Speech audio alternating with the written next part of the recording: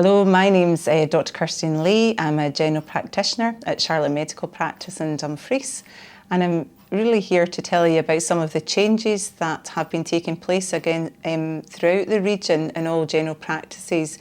This is really to enable us to continue to deliver urgent care to our communities. The main thing that we're trying to do is to reduce the number of patients who are physically coming to the surgery in order to keep both our staff safe and also to protect patients from the spread of COVID-19.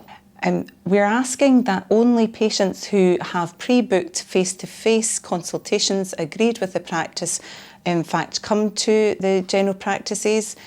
Usually we would have people coming to drop off prescriptions and pick up medical certificates, etc. We would ask that you don't do this and that you phone the surgery and we can arrange other ways for these to be sent out to you or collected. Again, this is to reduce the number of people coming to the surgery.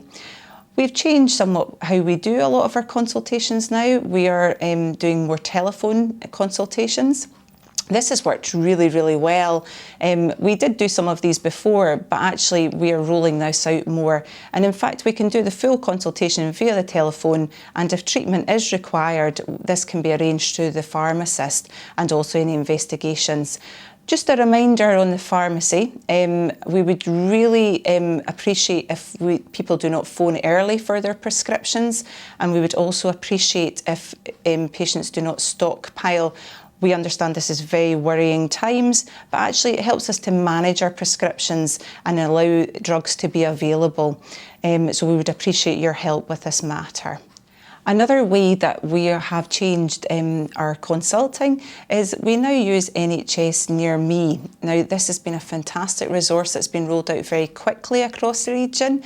This allows us, in fact, to do video consulting with you, and you do not even need to leave your home. You can use your mobile phone, your tablet or your laptop. Now, very much your healthcare professional can engage with you with this and can explain how to use it on the telephone.